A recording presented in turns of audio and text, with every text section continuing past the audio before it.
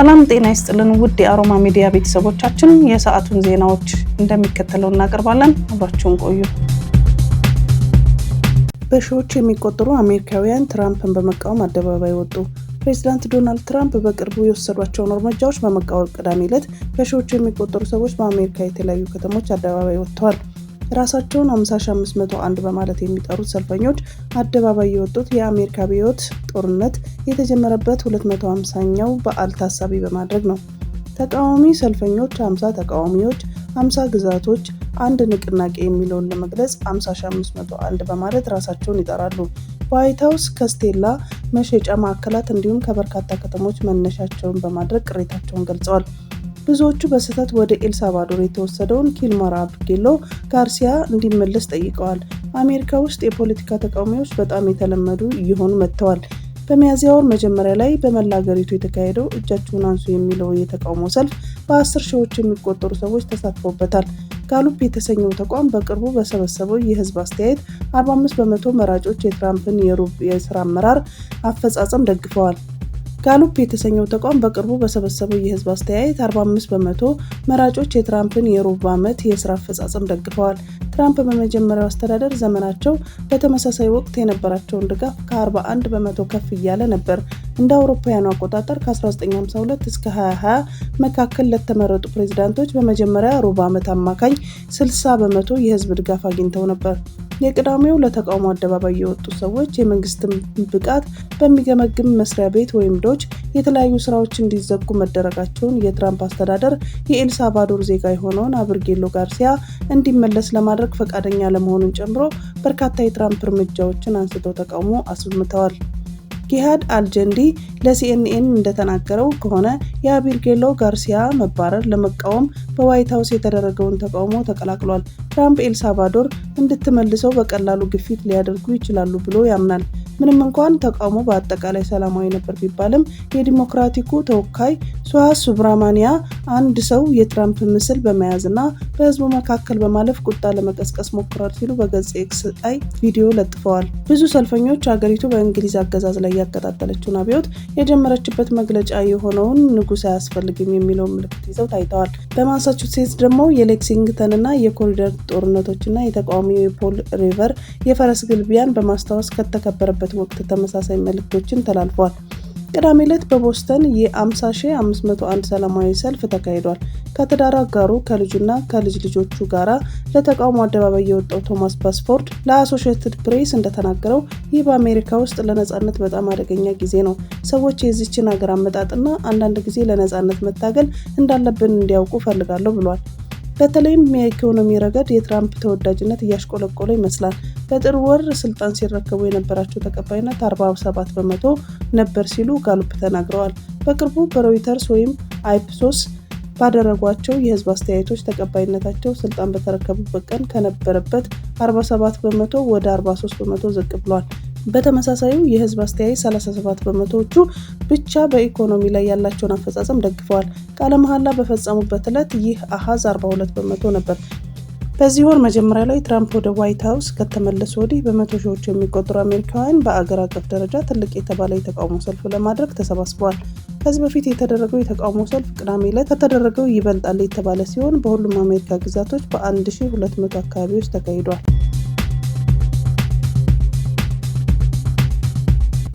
ፓኪስታን በ10 ሺዎች የሚቆጠሩ አፍጋኒስታውያን ስደተኞች አባረረች። ፓኪስታን በዚህ ወር ብቻ ከ19500 በላይ አፍጋኒስታውያንን ከአገሯ አስወጣች። በዚህ ወር ከፓኪስታን ከወጡት መካከል ከ80,000 በላይ የሚሆኑት ሚያዝያ 22 2017 ዓ.ም ድረስ ከተቀመጠው ቀነ ገደብ ቀደም ብለው መሄዳቸውን የተባበሩት መንግስታት ድርጅት ገልጸዋል። ፓኪስታን ህጋዊ ሰነድ የሌላቸውና በጊዜያዊነት የመቆየት ፈቃድ የነበራቸውን አፍጋኒስታውያን ከዚህ በላይ እንዲቆዩ ማድረግ እንደማትችል በመግለጽ በፍጥነት ሀገሯን ለቀው እንዲወጡ አዛለች።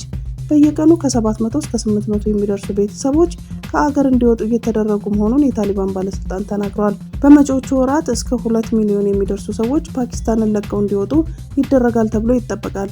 ቅዳሜ ዕለት የፓኪስታን የውጭ ጉዳይ ሚኒስትር ኢሳቅ ዳር ከታሊባን ባለስልጣን ጋር ለመነጋገር ወደ ካቡል አምርተው ነበር። የአፍጋኒስታን የውጭ ጉዳይ ሚኒስትር ኢማር ካን ሙታኪ ዜጎቻቸው ከፓኪስታን እንዲወጡ መደረጋቸው በእጅጉ እንዳሳሰባቸው ተናግረዋል። በድንበር አካባቢ ከሚገኙ የፓኪስታን ግዛት እንዲወጡ የተደረጉት አፍጋኒስታውያን ቤተሰቦቻቸውን ግጭት ሸሽተው ወደ ፓኪስታን ከተሰደዱ በኋላ የተወለዱ መሆናቸውን ተናግረዋል። እንደ አውሮፓውያኑ አቆጣጠር 2021 ታሊባን አፍጋኒስታንን ከተቆጣጠረ በኋላ ወደ 700 ሺህ የሚጠጉ ሰዎችን ጨምሮ ከ3.5 ሚሊዮን በላይ አፍጋኒስታውያን ወደ ፓኪስታን ተሰደው ይኖሩ እንደነበረ የመንግስታቱ ድርጅት የስደተኞች ኤጀንሲ አስታውቋል። በአፍጋኒስታን ባለው ጦርነት ምክንያት የተፈናቀሉ ስደተኞች ስትቀበል የቆየችው ፓኪስታን በሀገሪቱ ያለው ከፍተኛ የስደተኞች ቁጥር ለብሔራዊ ደህንነት ስጋት እየሆነ መምጣቱንና በህዝብ አገልግሎት ላይ ጫና መፍጠሩን ተናግራለች። ከሰሞኑ በሁለት ሀገራት ድንበር አካባቢ በጸጥታ ኃይሎች መካከል የሚካሄደው ግጭት ጨምሯል። ለግጭቱ ፓኪስታን በአፍጋኒስታን የሚገኙ ታጣቂዎች ተጠያቂ ናቸው ብትልም ታሊባን ግን አስተባብሏል። የፓኪስታን የውጭ ጉዳይ ሚኒስቴር ቅዳሜ በካቡል በተካሄደው ስብሰባ ሁለት ወገኖች የጋራ ጉዳያቸው ላይ ተወያይተዋል ብለዋል። ፓኪስታን ህጋዊ ሰነድ የሌላቸው አፍጋኒስታውያን አገሪቱን ለቀው እንዲወጡ ቀነ ገደቡን ለተከታታዮች 10 ቀናት እስከ ሚያዝያ 22 2017 ዓ.ም ድረስ አራዝማለች። አካባቢ የተባረሩ አፍጋኒስታውያን ለቢቢሲ እንደተናገሩት በቱርካም ድንበር አካባቢ የተባረሩ አፍጋኒስታውያን ለቢቢሲ እንደተናገሩት ሀገራቸው ከዓመታት በፊት ለቀው መውጣታቸውን ገልጸው እዚያው ኖረው እንደሚያውቁ ተናግረዋል። በፓኪስታን ተወልዶ ያደገው ሳይድ ራህማ ህይወቴን ሙሉ በፓኪስታን ነው የኖርኩት ብሏል። እዚያ ነው ያገባሁት፣ አሁንም ምን ማድረግ አለብኝ ሲል ይጠይቃል። ልጆች አባት የሆነውን ሳሌህ ህይወት በታሊባን አገዛዝ ስር ምን ይመስላል የሚለው አሳስቦታል። ሴት ልጆቹ ትምህርታቸውን በፓኪስታን እየተከታተሉ እንደነበረ ገልጾ በአፍጋኒስታን ግን ከ21 ዓመት በላይ የሆናቸው ልጃገረዶች እንዳይማሩ መከልከላቸውን ጠቅሷል። ልጆቼ እንዲማሩ ፈልጋለሁ፣ የትምህርት ጊዜያቸው እንዲባክን አልፈልግም ብሏል። ማንኛውም ሰው የመማር መብት አለው። ሌላው ቢቢሲ ያነጋገራቸው አፍጋኒስታውያን በበኩላቸው ልጆቻቸው አፍጋኒስታንን አይተው አያውቁም፣ እኔ እንኳን ብሆን ምን እንደሚመስል ተረስቶኛል፣ ለመደላደል እና ስራ ለማግኘት 1 ዓመት ወይም ከዛ በላይ ሊወስድብኝ ይችላል፣ ማንም ረዳት እንደሌለን ነው የተሰማን ብለዋል። ሩሲያና ዩክሬን የሰላም ስምምነቱን ከባድ ካደረጉ አሜሪካ እንደምታሸማግል ትራምፕ ተናገሩ። በሩሲያና በዩክሬን መካከል ተጨማሪ የሰላም ስምምነት ንግግር ለማድረግ ጥረት የሚደረግበት ወቅት ሁለቱ ሀገራት ውይይት ከባድ የሚያደርጉት ከሆነ አሜሪካ በአሸማጋይነት እንደምትሳተፍ ፕሬዝዳንት ዶናልድ ትራምፕ ገለጹ። ትራምፕ የሰላም ስምምነት ላይ በአፋጣኝ መደረስ አለበትም ብለዋል። በቀናት ውስጥ በሁለቱ ሀገራት መካከል ስምምነት ላይ የመድረስ ምልክት ካልታየ አሜሪካ ውይይቱን ጥላ እንደምትወጣ የውጭ ጉዳይ ሚኒስትር ማርኮ ሩቢዮ ተናግረዋል። ለሳምንታት ወይም ወራት አንታገሳቸውም፣ ሌሎች ትኩረታችንን የሚሹ ጉዳዮች አሉብን ብለዋል። ሩሲያ ከሰሞኑ በፈጸመችው ጥቃት 2 ሰዎች መገደላቸውንና ከ100 በላይ ሰዎች መጎዳታቸው ተገልጿል። ፕሬዝዳንት ቭላዲሚር ፑቲን የሰላም ስምምነት ላይ ለመድረስ ብዙ ቅድመ ሁኔታዎች አስቀምጠዋል። ትራምፕ የሰዎችን ሞት እናስቆማለን፣ ግን ሁለቱም ወገኖች ሂደቱን ከባድ ካደረጉት እናንተ ሞኝ ናችሁ ብለን ራሳችንን ከውይይቱ እናገላለን ብለዋል። ትራምፕ በአፋጣኝ የሰላም ስምምነት ላይ ይደረሳል ብለው ቢያስቡም እስካሁን ውጤት አልተገኘም። በፓሪስ ከአውሮፓ መሪዎች ጋር ውይይት ሲደረግ ነበር ማርኮ ሩቢዮ በአፋጣኝ የሰላም ስምምነት መደረግ አለበት ያሉት። ትራምፕ ስልጣኑን በያዙት በ24 ሰዓት ጦርነቱን እንደሚያስቆሙ ሲናገሩ ነበር። የክሬምሊን ቃል አቀባይ ዲሚትሪ ፔስኮቭ እየተደረገ ያለውን ድርድር ከባድ ነው፣ ጥቅማችንን አስከብረን የሰላም ስምምነት ማድረግ ነው የምንፈልገው፣ ለሰላም ስምምነቱ ዝግጁ ነን ብለዋል። የጣሊያን ጠቅላይ ሚኒስትር ጆርጂያ ሜሎኒ እና ምክትል ፕሬዝዳንት ከተገናኙ በኋላ ቢያንስ ደም አፋሳሹን ጦርነት ለማስቆም ተስፋ ይታየናል ብለዋል። የዩክሬን ማዕድናትና የኃይል ዘርፍ መሰረተ ልማት እንዲሁም ነዳጅ በዚህ ድርድር ውስጥ ቀርበዋል። አሜሪካ ከዚህ ቀደም ላደረገችው ወታደራዊ ድጋፍ በምላሹ የዩክሬን ማዕድናት ቀርበው አሜሪካ ደግሞ ጦርነት እንዲቆም ጫና እንደምታደርግ ተገልጿል። ፕሬዝዳንት ቮሎዲሚር ዜሌንስኪ በድርድሩ የሰላም ስምምነት ከማድረግ በተጨማሪ የደህንነት ዋስትና እንዲሰጣቸው ይፈልጋሉ። አሜሪካ እስካሁን ለዩክሬን ግልጽ የደህንነት ማስተማመኛ ከመስጠት ተቆጥባለች። አሜሪካ በዩክሬን ኢንቨስትመንት ስታደርግ ከሩሲያ የሚሰነዘር ጥቃት እንደማይኖር አሜሪካ ተናግራለች። የዩክሬን የምጣኔ ሀብት ሚኒስትር በሁለቱ ሀገራት መካከል የተደረሰው የምጣኔ ሀብት ስምምነት አስተዋውቀዋል። የማዕድን ስምምነት በቀጣይ ሳምንት እንደሚፈረም ትራምፕ ገልጸዋል። በአውሮፓውያን ህብረት የዩክሬን ፓርላማ ኮሚቴ መሪ ለህዝባችንና ለሀገራችን የሚጠቅም ስምምነት እንደሚሆን ተስፋ አደርጋለሁ ብለዋል። የዩክሬን የውጭ ጉዳይ ሚኒስትር አንድሪ ሳቢሃ የትራምፑን ልዩ ልዑክ ስቲቭ ዊትኮቭ እና የአሜሪካ የውጭ ጉዳይ ሚኒስትር ማርኮ ሩቢዮ ካነጋገሩ በኋላ ፍትሐዊና ዘላቂነት ያለው የሰላም ስምምነት ላይ ለመድረስ ተወያይተናል፣ የተኩስ አቁምና የጋራ ደህንነት ማዕቀፍ የሚካተትበት ይሆናል ብለዋል።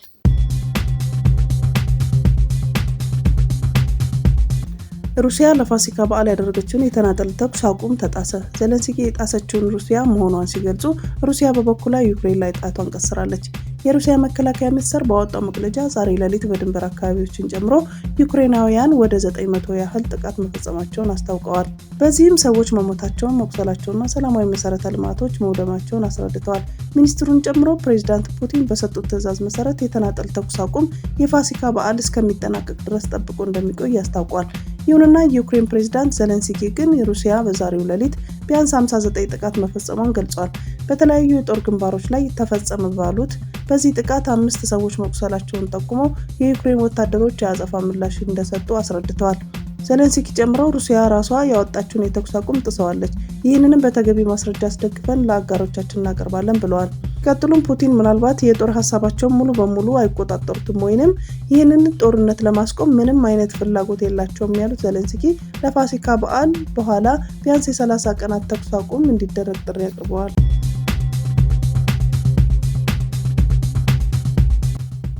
ኢትዮጵያ በሞያሌ ድንበር የንግድ ልውውጥን በ$1000 ጣሪያ ለመጀመር ተስማሙ።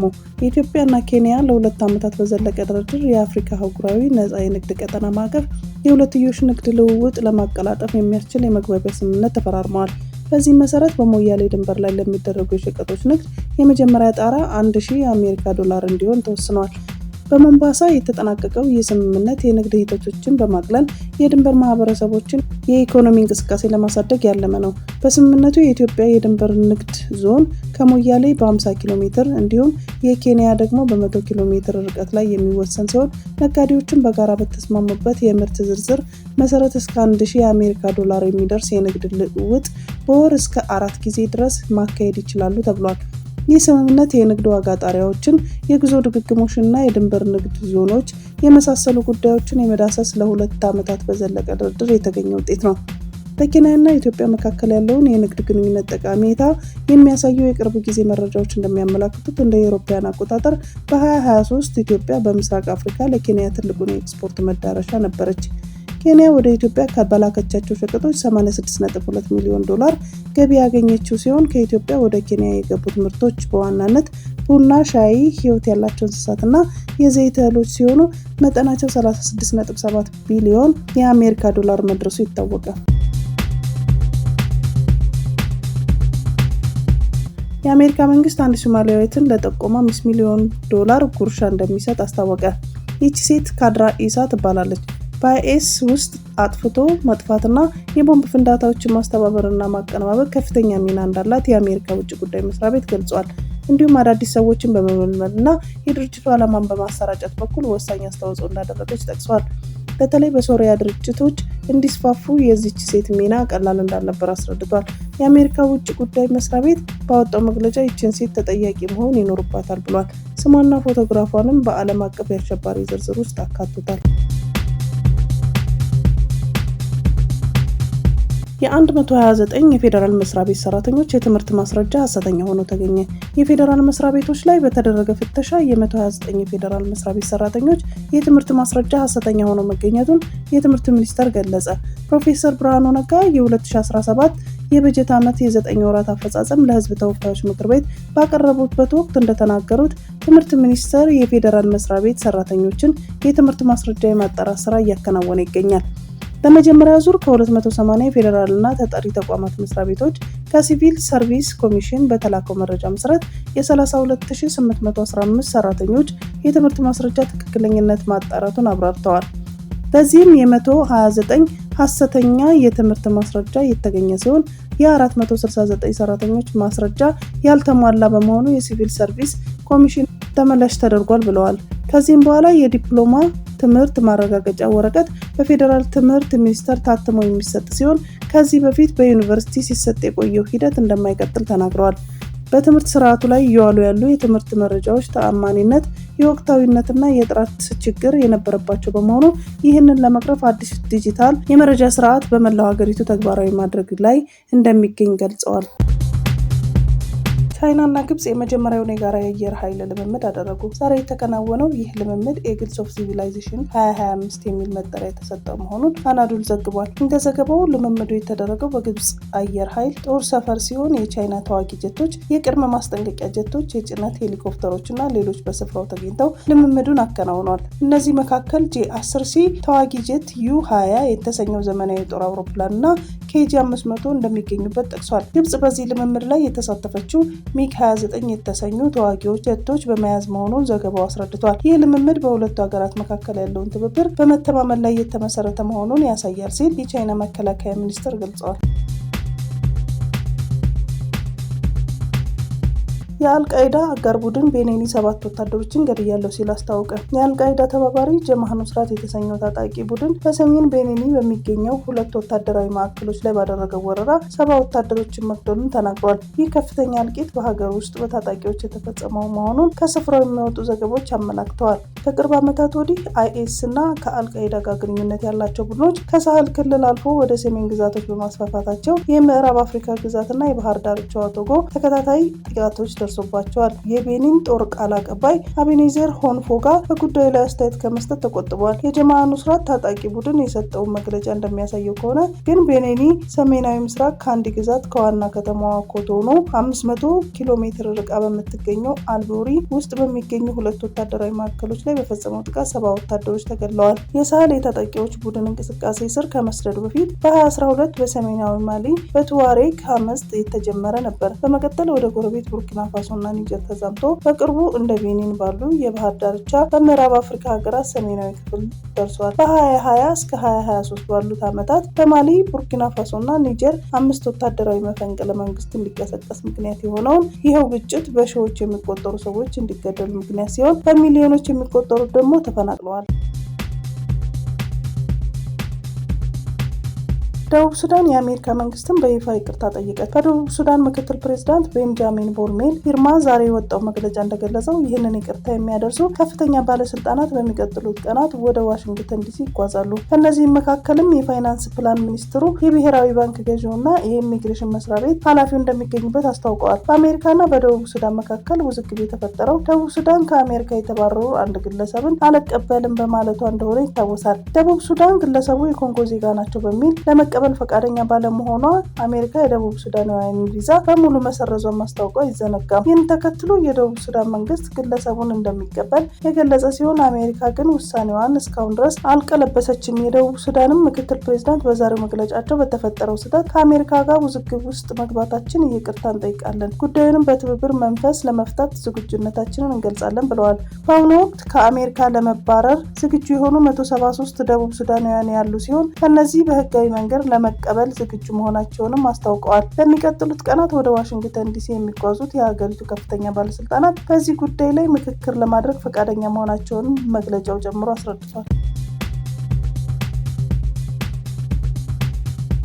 በፈረንሳይ የሚገኙ የቡርኪና ፋሶ ነዋሪዎች በኢብራሂም ትራኦሬ ላይ የተቃውሞ ሰልፍ እያካሄዱ ነው። ትራኦሬን ለመጣል ሰልፉን በማዘጋጀት የፈረንሳይ መንግስት እጁ እንዳለበት እየተነገረ ነው። በሰልፉ ላይ ትራኦሬ አምባገነን ነው፣ ከስልጣን መውረድ አለበት የሚሉ መፈክሮችንም ታይተዋል። በተያያዘ ዜና በቡርኪና ፋሶ የሚገኘው የአሜሪካ ኤምባሲ በቡርኪና ፋሶ እገታ፣ ግድያና የስርዓት አልበኝነት ስጋት ስላለ የአሜሪካ ዜጎች ወደ ቡርኪና ፋሶ ጉዞ እንዳያደርጉ መክሯል። ትራኦሬ ከቀናት በፊት ከእንግዲህ ጥሬ ወርቃችንን ወደ ውጭ አንልክም፣ ህዝባችን መጀመሪያ ተጠቃሚ መሆን አለበት ያሉት ሲሆን ከዚህ በኋላ በሀገሪቱ ግብረ ሰዶም የሚያራምዱ ሰዎች አይኖሩም፣ ከተገኙም ከባድ ቅጣት ይጠብቃቸዋል ብሏል።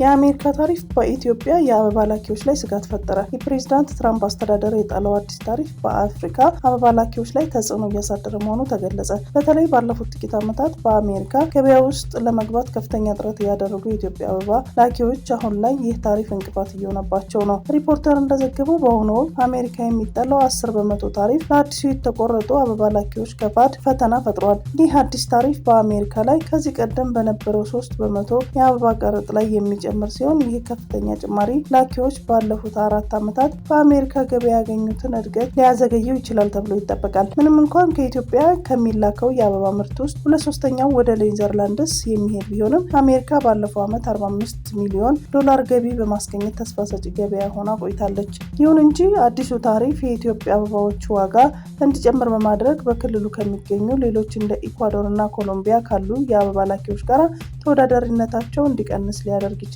ከእነዚህ ሀገራት በአሜሪካ የአበባ ገበያ ውስጥ የኢትዮጵያ ዋነኛ ተፎካካሪ ሲሆኑ የትራንስፖርት ወጪን በተመለከተም የተሻለ ጥቅም አላቸው። በአጠቃላይ የአሜሪካ ገበያ ለአፍሪካ የአበባ ላኪዎች በተለይም ለኢትዮጵያ እያደገ ቢመጣም የትራምፕ አስተዳደር የጣለው አዲሱ ታሪፍ ይህንን እድገት አደጋ ላይ የሚጥል መሆኑን ባለሙያዎች ይገልጻሉ። የኢትዮጵያ አየር መንገድ በቢሾፍቱ አቅራቢያ ለሚያስገነባው አውሮፕላን ማረፊያ 2500 አባወራዎችን እንደሚነሱ ገለጸ። የኢትዮጵያ አየር መንገድ ዋና ስራ አስፈጻሚ አቶ መስፍን ጣሰው ሚያዝያ 18 2025 የኢትዮጵያ አየር መንገድ በቢሾፍቱ አቅራቢያ ለሚያስገነባው አዲስ የአየር ማረፊያ 2500 አባወራዎች እንደሚነሱ አየር መንገዱ ዋና ስራ አስፈጻሚ አቶ መስፍን ጣሰው ለቢቢሲ ተናገሩ። ስራ አስፈጻሚው የኢትዮጵያ አየር መንገድ ለሚያስነሳቸው 2500 አባወራዎች መኖሪያ ቤቶች እንደሚገነባና በሚቀጥለው ዓመት ህዳር ወር እንደሚያስረክባቸው እንዲሁም በተመሳሳይ ወር የአውሮፕላን ማረፊያው ግንባታ እንደሚጀምር ተናግረዋል። አየር መንገዱ በቢሾፍቱ አቅራቢያ አቡሴር አካባቢ አዲስ የሚገነባው ዓለም አቀፍ አየር ማረፊያ በሚቀጥለው ዓመት ህዳር ወር እንደሚጀምር አቶ መስፍን ጣሰው ተናግረዋል። በቢሾፍቱ አቅራቢያ ይገነባል የተባለው ግዙፍ አውሮፕላን ማረፊያ 3500 ሄክታር መሬት ላይ የሚያርፍ መሆኑን የገለጹት ዋና ስራ አስፈጻሚው ከመሬታቸው ለሚነሱ 2500 አባወራዎች በህዳር ወር ወደ አዲሱ መኖሪያቸው እንደሚዛወሩ አስታውቀዋል። አቶ መስፍን በአካባቢው የግብርና ምርቶች ማቀነባበሪያና የንግድ ተቋማትን ጨምሮ አዳዲስ አገልግሎት መስጫዎች እንደሚገነቡ ገልጸዋል። የኢትዮጵያ አየር መንገድ የሚያስገነባው አየር ማረፊያ ግንባታ ከ4 ዓመታት በኋላ የሚጠናቀቅ መሆኑንና በአፍሪካ ቀዳሚ የሆነ የአውሮፕላን ማረፊያ እንደሚሆን ተገልጿል። በአዲስ አበባ 40 ኪሎ ሜትር ርቀት ላይ የሚገነባው ይህ አዲሱ አየር መንገድ በዓመት 110 ሚሊዮን መንገደኞችን እንደሚያስተናግድ ዋና ስራ አስፈጻሚው ገልጸዋል። በሁለት ምዕራፍ ግንባታ የሚከናወን ይሆናል። በመጀመሪያው ምዕራፍ 60 ሚሊዮን ተጓዦች ማስተናገድ የሚችለውን ይገነባል። በመጀመሪያው ምዕራፍ ሲጠናቀቅ 50 ሚሊዮን ተጓዦች የሚያስተናግደውን ሁለተኛ ምዕራፍ ይገነባል። የመጀመሪያው ምዕራፍ ግንባታ እንደ አውሮፓውያን አቆጣጠር በ2029 ይጠናቀቃል ተብሎ ይጠበቃል ብለዋል። የአየር መንገዱ እድገት በጨመረ ቁጥር ለአውሮፕላን ማረፊያው የተለያዩ የማስፋፊያ ስራዎች ሲከናወኑ ቢቆዩም በዓመት 25 ሚሊዮን ተጓዦች ማስተናገድ የሚችልበትን የመጨረሻ አቅሙ ላይ መድረሱን አቶ መስፍን አስታውቀዋል። ይህ ግዙፍ የአየር መንገድ 1.1 ቢሊዮን ስኩዌር ሜትር ላይ የሚያርፍ የመንገደኞች ተርሚናል እንዲሁም 126190 ስኩዌር ሜትር ላይ የሚያርፍ ለአየር መንገዱ ድጋፍ የሚሰጡ ተቋማት 100,000 ስኩዌር ሜትር ላይ የሚያርፍ የጭነት አገልግሎት መስጫ እንደሚይዝ ተገልጿል። አዲሱ በቢሾፍቱ አቅራቢያ የሚገነባው አውሮፕላን ማረፊያ በአዲስ አበባ ቦሌ አየር ማረፊያ ጋር በፈጣን መንገድ እንዲሁም በፈጣን ባቡር እንደሚገናኝ ተገልጿል። የኢትዮጵያ አየር መንገድ ከአፍሪካ ልማት ጋር አዲሱን አየር መንገድ ግንባታ የሚውል የ7.8 ቢሊዮን ዶላር ስምምነት ተፈራርሟል። የአየር መንገዱ ስራ አስፈጻሚ አቶ መስፍን ጣሰው ከቢቢሲ ጋር ባደረጉት ቃለ ምልልስ የኢትዮጵያ አየር መንገድ ወደ አፍሪካ ሀገራት ለሚያደርጋቸው በረራዎች ከፍተኛ ክፍያ የሚጠይቀው በአስተናጋጅ ሀገራት ከፍተኛ ክፍያና በነዳጅ ወጪ ምክንያት መሆኑን ገልጿል። የኢትዮጵያ አየር መንገድ ማላዊ፣ ቶጎና ዛምቢያ ከመሳሰሉ የአየር መንገዶች ጋር በሽርክና እየሰራ ይገኛል። ቢቢሲ አየር መንገዱን ከተለያዩ አፍሪካ ሀገራት ጋር በሽርክና እየሰራ እንዲሁም የበረራ መስመሮችን ከፍተኛ ሆነው በእነዚህ መስመሮች ላይ የበረራ ዋጋው ከፍተኛ የሆነው ለምንድን ነው ሲል አቶ መስፍን ጥያቄ አቅርበዋል። አቶ መስፍን አስተናጋጅ ሀገራት ከፍተኛ ክፍያ መጠየቃቸውን በመግለጽ አማካኙ የአፍሪካ የነዳጅ ዋጋ ከፍተኛ ነው ብለዋል። አክለውም በዚህ የተነሳ በመካከለኛው ምስራቅ፣ አውሮፓና ኤሽያ ሀገራት ሲነጻጸር ከፍ ያለ መሆኑን በምክንያትነት ጠቅሰዋል። በሌሎች አካባቢ የማይደረግና በአፍሪካ አየር መንገዶች ላይ የሚጣለው ታክስም የቲኬት ዋጋ መናሩን ተናግረዋል። አየር መንገዱ በባለፈው የበጀት ዓመት $7 ሚሊዮን ገቢ ማግኘቱን አስታውቋል። ከ10 ዓመት በፊት ባወጣው እቅድ መሰረት በዘንድሮ በጀት በዓመት $10 ቢሊዮን ለማግኘት ቢያቀድም ገቢው $8 ቢሊዮን እንደሚደርስ ተገምቷል። በአውሮፕላኖችና በመዳረሻ ሀገራት ቁጥር ደግሞ በ2025 ግቡን ማሳካቱ ይፋ አድርጓል። የኢትዮጵያ አየር መንገድ በቅርቡ ከቦይንግ 67 አውሮፕላኖች ለመግዛት ታዟል። አየር መንገዱ ከጥቂት ዓመታት በፊት ከአዲስ አበባ ወደ ናይሮቢ በመብረር ላይ የነበረ ቦይንግ 737 ማክስ 8 አውሮፕላኑ ተከስክሶ ሁሉም ተጓዦችና የበረራ ሰራተኞች ህይወታቸው ቢያልፍም ከቦይንግ ጋር ያለውን ግንኙነት አጠናክሮ ቀጥሏል።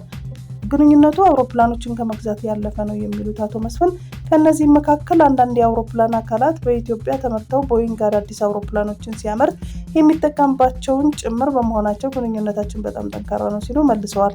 ከ78 ዓመታት በላይ ያስቆጠረው የኢትዮጵያ አየር መንገድ ከ150 በላይ የዘመናዊ አውሮፕላኖችን ባለቤት ሲሆን 100 አዳዲስ አውሮፕላኖችን ማዘዙንም ድረ-ገጹ ላይ ያስቀመጠው መረጃ ያመለክታል።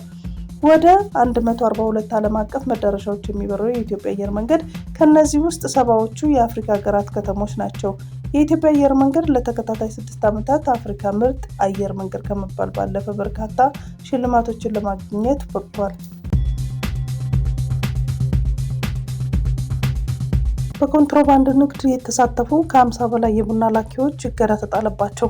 የቡና ምርት ለኮንትሮባንድና ለተለያዩ ህገወጥ ድርጊቶች እየተጋለጠ በመሆኑ የኢትዮጵያን ተጠቃሚነት እየጎዳ ይገኛል ሲል የኢትዮጵያ ቡናና ሻይ ባለስልጣን አስታውቋል።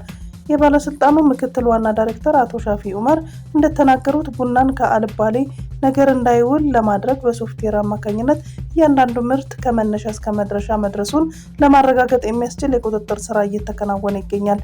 ይህም በተለይ ቡናን በአግባቡ ለውጭ ገበያ ለማቅረብ አስተዋጽኦ እንዳለው ገልጸው ምርቱን ለኮንትሮባንድ ንግድ የሚያውሉ አካላት ላይ የተለያዩ እርምጃዎችን እየተወሰዱ እንደሚገኙ አስረድተዋል። በዚህም መሰረት ቡናን ወደ ትክክለኛ መዳረሻ እንዲደርስ ባላደረጉት አካላት ላይ አስተዳደራዊ እርምጃ አንስቶ ተገቢውን ቅጣት እንዲያገኙ መደረጉን ተገልጿል። በህገወጥ መልኩ ቡናን እየደበቁ ያሉት በተመለከተ ባለስልጣን መስሪያ ቤቱ ከፌዴራል ፖሊስ፣ ከብሔራዊ መረጃ ደህንነትና ከህግ አካላት ጋር በመሆን የቁጥጥር ስራዎችን እየተሰሩ መሆናቸውን ያነሱት ምክትል ዋና ዳይሬክተር በዚህም ምርቱ በቁጥጥር ስር መዋልና መያዝ እንደተቻለ አብራርተዋል። ጉዳዩ በተያያዘ 14 የቡና ላኪዎች ለህግ እንዲቀርቡ መደረጋቸውን ጠቅሰው ከ50 በላይ የሚሆኑት ደግሞ ታግደው ጉዳያቸው እየተጣራ ይገኛል በማለት አቶ ሻፊ ጨምረው ተናግረዋል። ቡናን በህገወጥ ተግባር ለማሸሽ መሞከር የሀገርና የአርሶ አደሩን ተጠቃሚነት በእጅጉ የሚጎዳ እንደመሆኑ ለጉዳዩ መፍትሄ ለማምጣት አሁን ላይ እየተከናወኑ ያሉ የቁጥጥር ስራዎች ተጠናክረው እንደሚቀጥሉ ገልጸዋል። ተራ አስከባሪ ግብር እንዲከፍሉ ተወሰነ። የአዲስ አበባ ከተማ አስተዳደር የታክሲ ተራ አስከባሪ ማህበራት ከገቢያቸው 20% ለመንግስት እንዲሰጡ የሚያስገድድ ደንብ አጽድቋል። ደንቡ ማህበራቱ ዝግና መደበኛ የባንክ አካውንት እንዲከፍቱና ከ2 ዓመት በኋላ ወደ ሌላ ስራ ዘርፍ እንዲሸጋገሩ ግዴታ ይጥላል። የተርሚናል አገልግሎት አሰራርና ቁጥጥር የተሰኘው ደንብ ኢንተርፕራይዝ ማለት የሰየማቸው ማህበራት የሚደራጁት በከተማዋ የስራና ክህሎት ቢሮ መስፈርት መሆኑን ታውቋል። ኢንተርፕራይዞቹ 30% የግዴታ ቁጠባ መቆጠብ 50%ውን በተንቀሳቃሽ ባንክ ሂሳብ ማስቀመጥ የ1 ዓመት ውል መፈረም እንዳለባቸው ይደነግጋል።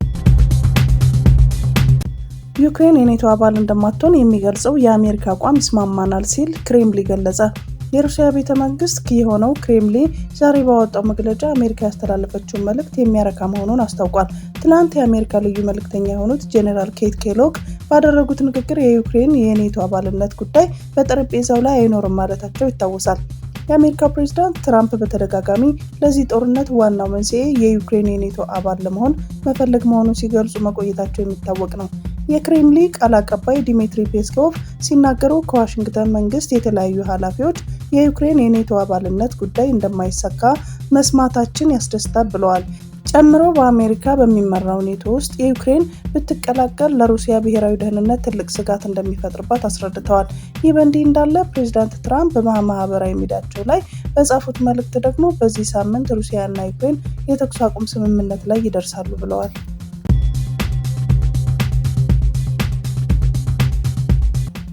የጅቡቲ መንግስት የመኖሪያ ፈቃድ የሌላቸው ኢትዮጵያውያን የሚባረሩበት ቀነ ገደብ እንዲራዘም የኢትዮጵያ ኤምባሲ ያቀረበውን ጥያቄ ውድቅ አደረገ። በጅቡቲ የሚገኘው የኢትዮጵያ ኤምባሲ እንደገለጸው በጉዳዩ ላይ ከጅቡቲ መንግስት ከፍተኛ ባለስልጣን ጋር ውይይት አድርጓል።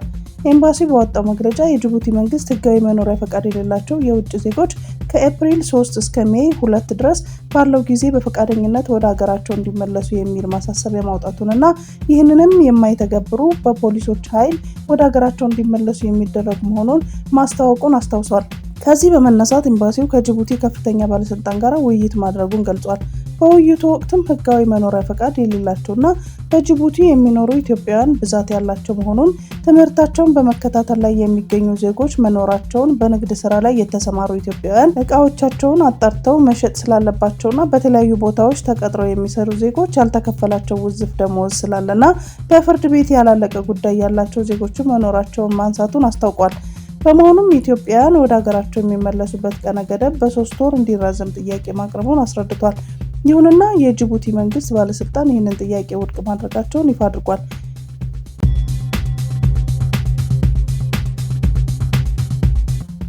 የአሜሪካ የውጭ ጉዳይ ሚኒስትር በኢትዮጵያና በኬንያ ሊያደርጉት የነበረውን ጉብኝት ሰረዙ።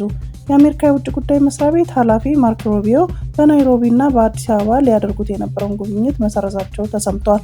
የውጭ ጉዳይ ሚኒስትሩ በአፍሪካ ለመጀመሪያ ጊዜ ሊያደርጉት የነበረውን ጉብኝት የሰረዙት የኬንያ ፕሬዝዳንት ዊሊያም ሩቶ ለ5 ቀናት በቻይና ጉብኝት ለማድረግ ወደ ቤጂንግ ካቀኑ ከሰዓታት በኋላ መሆኑን ነው የተገለጸው። እንደ አፍሪካን ኢንተለጀንስ ዘገባ ከሆነ የሩቢዮ የመጀመሪያ የአፍሪካ ጉብኝት በደህንነትና በንግድ ጉዳዮች ላይ ትኩረት ያደርጋል ተብሎ የተጠበቀ ቢሆንም ጉብኝቱ ላልተወሰነ ጊዜ ተራዝሟል። ይሁን እንጂ ፕሬዝዳንት ሩቶ በቅርብ ጊዜ ውስጥ ዋሽንግተንን ሊጎበኙ ይችላሉ ተብሏል። በቻይና ጉብኝታቸውም ዛሬ የመጀመሪያውን የኬንያ ፕሬዝዳንት ዊሊያም ሩቶ የአሜሪካ ታሪፍ የዓለም ንግድን ካቋረጠ ወዲህ ቤጂንግን የጎበኙ የመጀመሪያ የአፍሪካ መሪ ሆነዋል። የዶናልድ ትራምፕ አስተዳደር በጣለው የንግድ ታሪፍ ከተጎዱ 185 ሀገራት መካከል ኢትዮጵያና ኬንያ ይገኙበታል። ከመጋቢት ወር መጨረሻ ጀምሮ የ10% የመነሻ ታሪፍ ከእነዚህ ሀገሮች ወደ አሜሪካ በሚገቡ ሁሉም ምርቶች ላይ ተግባራዊ መደረጉ ይታወሳል። የትራምፕ የ10% ቀረጥ የመጀመሪያ ታሪፍ ተብሎ የተገለጸም ሲሆን ይህ ማለት አሜሪካ ባለፉት ዓመታት ኢኮኖሚዋን ተጠቅመዋል ብላ ለምታምንባቸው ሀገሮች ተጨማሪ ታሪፍ ይኖራል የሚል ግምት አሰጥቷል። ይህንም ተከትሎ አሜሪካ በጣለችው አዲስ ታሪፍ ከቻይና በስተቀር ባሉ ሀገሮች ላይ የተፈጻሚነት ጊዜው ለ90 ቀናት መራዘሟን አስታውቃለች። አዲሱ ዝቅተኛ ታሪፍ ከኬንያ ወደ አሜሪካ የሚላኩ ምርቶች በሙሉ የኮታና የቀረጥ ነፃ ዕድል ወይም አጎዋ ስር ያሉ ምርቶችን ጨምሮ ኬንያ ከ50% በላይ እቃዎቿን ከቀረጥ ነፃ ወደ አሜሪካ እንድትልክ አስችሏታል። ይህም 25 ዓመታትን ያስቆጠረው የአፍሪካ ሀገራት ከቀረጥ ነፃ የሚያደርጋቸውን አጎዋ በአዲሱ የታሪፍ ተመን መሰረት የአፍሪካ ሀገራት ከዕድሉ ውጭ እንደሚያደርጋቸው ተዘግቧል። በዚህ የንግድ ጉዳይና በደህንነት ጉዳይ ላይ ለመወያየት በመጀመሪያ ወደ ናይሮቢ በማምራት ከዛም ወደ አዲስ አበባ እንደሚመጡ የተገለጸው ማርኮ ሩቢዮ ፕሬዝዳንት ዊሊያም ሩቶ በቻይና ጉብኝት ለማድረግ ወደ ቤጂንግ ማቅናታቸውን ተከትሎ ጉብኝታቸውን ላልተወሰነ ጊዜ ማራዘማቸውን ተነግሯል።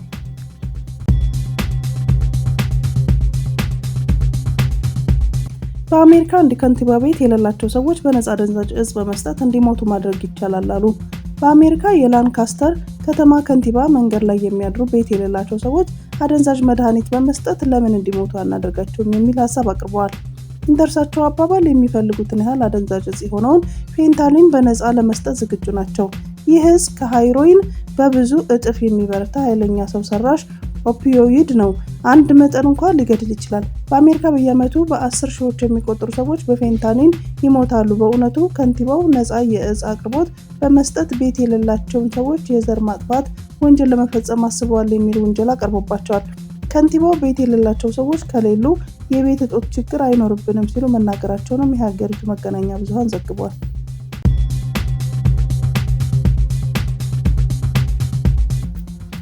ለ10 ዓመታት ቆጥቦ የገዛውን አዲስ ፌራሪ መኪና በአንድ ሰዓት ውስጥ ነደደበት። ወጣቱ ጃፓናዊ የሙዚቃ ፕሮዲውሰር ሆንክ ለ10 ዓመታት ቆጥቦ ህልሙን የነበረው ፌራሪ 458 ስፓይደር መኪና ከገዛ በኋላ ያሽከረክረው በጀመረው በአንድ ሰዓት ውስጥ መኪናው ሲነድ ቁጭ ብሎ ተመልክቷል። ህልሙ የነበረውንና የሚወደውን ፌራሪ መኪና በገዛበት በመጀመሪያው ቀን መንደዱን ብዙዎቹን አሳዝኗል። ጉዳዩም መነጋገሪያ ሆኗል።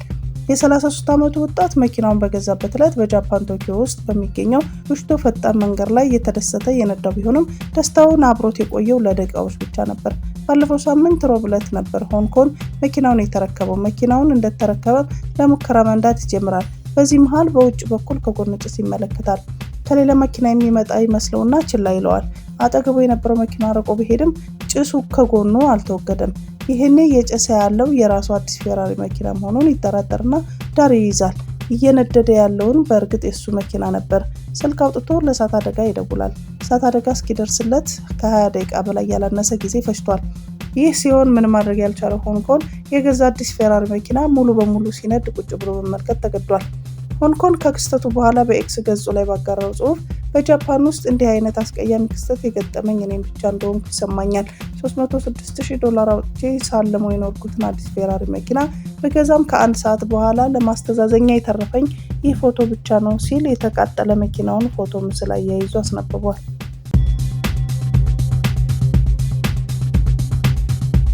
በኦሮሚያ ክልል በአንድ ሳምንት ውስጥ በደረሰ የትራፊክ አደጋ ከ11 ሰዎች ሕይወት አልፏል። በኦሮሚያ ክልል ከሚያዝያ 6 እስከ ሚያዝያ 12 ቀን 2017 ዓ.ም ድረስ ባሉት ቀናቶች በደረሱ የትራፊክ አደጋዎች የ11 ሰዎች ሕይወት ሲያልፍ በ12 ሰዎች ላይ ከባድ፣ በ7 ሰዎች ላይ ደግሞ ቀላል የአካል ጉዳት ደርሷል። በአንድ ሳምንት ውስጥ በደረሰ አደጋ ከ6 እስከ 45 ዓመት የዕድሜ ክልል ላይ የሚገኙ ሰዎች ሕይወታቸውን ማለፉን የኦሮሚያ ክልል የትራፊክ ቁጥጥር ክፍል ባለሙያ የሆኑት ኢንስፔክተር መሰል አበራ ተናግረዋል። አብዛኛዎቹ አደጋዎች የተከሰቱት በቀኑ እና በሌሊቱ ክፍለ ጊዜ ሲሆን አደጋውን ያደረሱት ወንድ አሽከርካሪዎች ናቸው። አደጋዎቹ በተለያዩ ዞኖችና ከተሞች የተከሰቱ ናቸው። የሞት አደጋዎች የደረሱት በጭነት፣ በህዝብ ማመላለሻ፣ በባለ 3 እግር ባጃጅ እና በሞተር ሳይክል የተከሰቱ መሆናቸው ተገልጿል። የአደጋዎቹ መንስኤዎች ያለመንጃ ፈቃድ ማሽከርከር፣ ከፍጥነት ወሰን በላይ ማሽከርከር እና ለእግረኛ ቅድሚያ ለመስጠት መሆኑን ኢንስፔክተር መሰለ አበራ ተናግረዋል። የጋዛ ጤና ሚኒስቴር በእስራኤልና ጋዛ ጦርነት የሟቾች ቁጥር አሳስቷል መባሉን አስተባበለ። በጋዛ የእስራኤል ጥቃት ሞተዋል ተብለው ከተገለጹ ከ51,000 በላይ ፍልስጤማውያን መካከል የ3,000 ሰዎች ስም ዝርዝር መሰረዙን ተከትሎ በሐማስ የሚመራው የጤና ሚኒስቴሩ የሟቾችን ቁጥር አሳስቷል አቅርቧል መባሉን አስተባበለ። በሐማስ የሚመራው የጋዛ ጤና ሚኒስቴር 18 ወራትን በዘለቀው ጦርነት ቢያንስ 51,266 ሰዎች መገደላቸውን ይገልጻል። ከሟቾች መካከል 1/3 ከ18 ዓመት በታች የሆኑ ህጻናት መሆናቸውንም አስታውቋል። ይሁን እንጂ እስራኤል በፍልስጤም ተቋማት የሚወጣውን የሟቾች ዝርዝር በተደጋጋሚ እንደማትቀበለው የምትገልጽ ሲሆን በዋናነት ቁጥሩና የህዝቡ ልየታ ለሐማስ ፕሮፓጋንዳ እየዋለ ነው ስትል ትከሳለች። በሐማስ የሚወጣውን የሟቾች ቁጥር በመንግስታቱ ድርጅት ኤጀንሲዎችና በመገናኛ ብዙሃኖች በዋቢነትም ይጠቀሳል። የሟቾች ዝርዝር በግጭቱ የሚገደሉ ንጹሃንና መሳሪያ የታጠቁ የሐማስ ተዋጊዎችን የማይለይ ሲሆን እስራኤል የሴትና የህጻናት ሞት ያጋንናል የሚል ክስ ታቀርብበታለች። በቅርብ ጊዜያት በርካታ የመገናኛ ብዙሃን ሪፖርቶች የቁጥሩን ተአማኒነት ጥያቄ ውስጥ ከተውታል። ሪፖርቱ በግጭቱ ተገደሉ ተብለው ስም ዝርዝራቸው የወጡ 3,000 ሰዎች ከተሻሻለው ስም ዝርዝር እንዲወጣ መደረጉን አመላክተዋል። የጋዛ ጤና ሚኒስቴር ባለስልጣን አህር አልዋህዲ ግልጸኝነት መጓደሉን ለቢቢሲ የካዱ ሲሆን የጤና ሚኒስቴሩን ትክክለኛ መረጃ ከተአማኒነት ጋር ለማቅረብ የሚሰራ ነው ሲሉ ደጋግሞ ተናግረዋል። የጤና ሚኒስቴሩ ትክክለኛ መረጃ ለማቅረብ የሚሰራ ነው ሲሉ የመረጃውን እውነተኝነት ገልጸዋል። እያንዳንዱ የምናጋራው ዝርዝር መረጃ የተጣራ ነው። የጤና ሚኒስቴሩ ስም ዝርዝር ይሰረዛል ብለን መናገር አንችልም። የመሰረዝ ሂደትም ሳይሆን የማጣራትና የማሻሻል ሂደት ነው ብለዋል። በጦርነቱ የመጀመሪያ ወራት የሟቾች ቁጥር የሚታወቀው ወደ ሆስፒታል በመጣ አስክሬን ነበር። የጤና ባለሙያዎች በተማከለ የኮምፒውተር ስርዓት የሟቾችን ቁጥር ይመዘግባሉ። ይሁን እንጂ ቀውሱ ሲባባስና የጤና ተቋማት ተደጋጋሚ ጥቃት ሲደርስባቸው የምዝገባ ስርዓቱ አስተማማኝነቱን ቀንሷል። እንደ አውሮፓውያን አቆጣጠር 2024 ወዲህ የጋዛ ጤና ባለስልጣናት የሞቱት አሊያም የጠፉ ቤተሰቦች ማስታወቂያ የኦንላይን ቅጽ አስተዋውቀዋል። የጤና ሚኒስቴር የስታቲስቲክስ ኃላፊ የሆኑት አልዋህዲ ከሰሞኑ በይፋዊ የሟቾች ዝርዝር የተሰረዙ ሰዎችን በኦንላይን ቅጽ ማመልከቻ ከገባ በኋላ ማጣራት በመካሄዱ ነው ብለዋል። መዝገቦችን የሚያጣራ የዳኞች ኮሚቴ ተቋቁሟል። ይህ ተአማኒነትን ለማሳካት የመረጃውን እውነተኝነት ለማረጋገጥ ነው በማለት አስረድተዋል። በምርመራው መሰረት አንዳንድ ሰዎች በቀጥታ ከጦርነቱ ውጪ በተፈጥሯዊ ሁኔታ ሞተው መገኘታቸውንም ገልጸዋል። ሌሎች ሰዎች ደግሞ ሞተዋል ተብለው ሪፖርት ከተደረገ በኋላ በእስራኤል ከታሰሩ በሺዎች ከሚቆጠሩ ሰዎች መካከል ሆነው ተገኝተዋል። በዚህ መሰረት ከነሐሴ እስከ ህዳር ባለው 3,000 ሰዎች ሙሉ በሙሉ ማጣራት እስኪካሄድ ድረስ ከይፋዊ የሟቾች ዝርዝር ውስጥ እንዲሰረዝ ተደርጓል ብለዋል። በእስራኤል ወገንተኝነት ለሆኑ ቡድኖች ግን እርምጃውን ሆን ተብሎ እየተፈጸመ የማጭበርበር ተግባር እንጂ ስህተት ተደርጎ አይታይም ተብሏል። የአሜሪካ ፕሬዝዳንት ዶናልድ ትራምፕ በሚቀጥለው ወር ወደ መካከለኛው ምስራቅ ብቅ ሊሉ ነው ተባለ። ሪፐብሊካኑ ትራምፕ ሳውዲ አረቢያ፣ ኳታርና አረብ ኤሚሬቶች ግንቦት ላይ ይጎበኛሉ።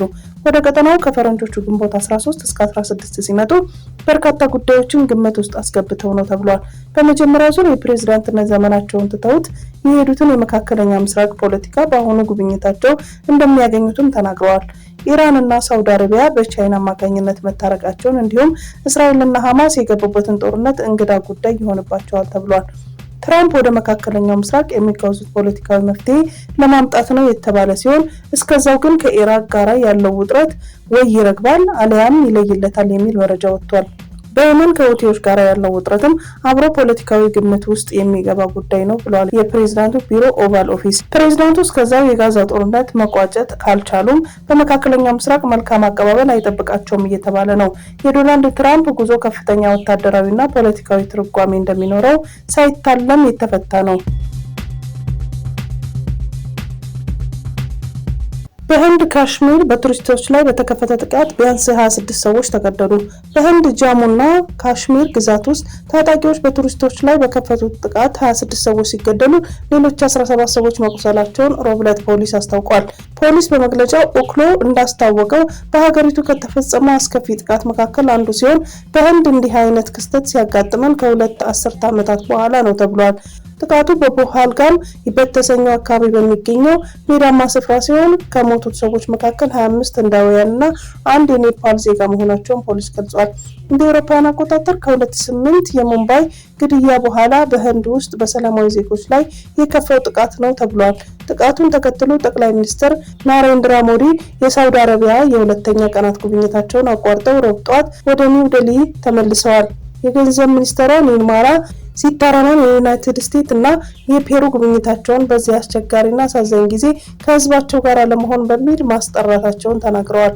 ሞዲ በአውሮፕላን ማረፊያ ውስጥ በብሔራዊ ደህንነት አማካሪያቸው ከውጭ ጉዳይ ሚኒስትሩና ከሌሎች ከፍተኛ ባለስልጣን ጋር የመከሩ ሲሆን ልዩ የደህንነት ካቢኔ ስብሰባ መጥራታቸውንም የመከላከያ ሚኒስቴር ባለስልጣን ተናግረዋል። ጥቃቱ ሞዲና የሂንዱ ብሔረተኛ የባህራቲያ ጃናታ ፓርቲ የጃሙ እና የካሽሚር ከፊል የራስ ገዝ አስተዳደር በመሻርና ለረጅም ጊዜ ችግር ውስጥ ለነበረው ክልል ሰላምና ልማት ለማምጣት ትልቅ ስኬት ነው ብለው ለገመቱት በሙሉ እንደ ውድቀት ተቆጥሯል። ብዙም እውቅና የሌለው ታጣቂ ቡድን የሆነው የካሽሚር ተቃዋሚ ለጥቃቱ ኃላፊነት መውሰዱን በማህበራዊ ሚዲያ ባስተላለፈው መልእክት ገልጿል። በክልሉ ከ85,000 በላይ ሰዎች እንዲሰፍሩ መደረጉ ቅሬታውን ገልጿል። ይህም የህዝብ ለውጥ እንዲፈጠር አድርጓል ብሏል። ቡድኑ በሰጠው መግለጫ የተጠቁ ግለሰቦች ተራ ቱሪስቶች አልነበሩም፣ ከህንድ የጸጥታ ኤጀንሲዎች ጋር የተገናኙና የተቆራኙ ናቸው ብሏል። የሁቲ አዛዦች ሞተዋል፣ ወታደራዊ መሰረተ ልማትም ተጎድቷል ሲሉ የሰንዓኡ መንግስት የማስታወቂያ ሚኒስቴር ተናግረዋል። ባለፉት ሳምንታት የዩናይትድ ስቴትስ ጦር በየመን ባደረገው ጥቃት ቢያንስ 500 የሁቲ ተዋጊዎችን ከፍተኛ አዛዦችን ጨምሮ መግደሉን የሳውዲ ጋዜጣ አስነብቧል። ከዚህ በተጨማሪ የየመንን የማስታወቂያ ሚኒስትር ሙአመር ኤሪያኒ ለአረቢያ ሲናገሩ የአሜሪካ ጥቃቶች የማዘዣና የቁጥጥር ማዕከላትን፣ የስልጠና ካምፖችን፣ የጦር መሳሪያዎችን ማከማቻዎችንና የመገናኛ ተቋማትን ጨምሮ ጉልህ ስፍራ ያላቸውን የሁቲ ወታደሮች መሰረተ ልማቶች ላይ ያነጣጠሩ ነበሩ ሲሉ አረጋግጠዋል። ከሟቾች መካከል በባህር ላይ ጥቃቶችና የጦር መሳሪያ ዝውውር ተጠቂዎች የሆኑትን ከፍተኛ አመራሮችን ይገኙበታል ብለዋል። ይህ የየመን ጦርነት ብቻ አይደለም፣ ለዓለም አቀፋዊ ስርዓት፣ ለመርከብ ጉዞ ነጻነትና ክልሉን ከኢራን አገዛዝ ከአሸባሪዎች ሚሊሻዎች መስፋፋት ለመጠበቅ የሚደረግ ውጊያ ነው በማለት አልኤሪያኒ የቀጠለውን ግጭት ሰፋ ያለ ክልላዊ አንድምታ እንዳለው አጽንኦት ሰጥተዋል። ዓለም አቀፍ እውቅና ያለው የየመን መንግስት ከሁቲ አሸባሪዎች ጋር በተደረገው ስትራቴጂካዊ ለውጥ ከፍተኛ የሁቲ ባለስልጣን መሞታቸውን አረጋግጧል። አልኤሪያኒ የትራምፕ አስተዳደር የግጭት አያያዝ አወድሷል። የዩናይትድ ስቴትስ ፕሬዝዳንት ዶናልድ ትራምፕ በሁቲ ሚሊሻዎች ላይ ዘመቻ የጀመሩት ሁቲዎች በዓለም አቀፍ መርከቦችና በእስራኤል ላይ ለደረሰው ጥቃት ምላሽ ነው።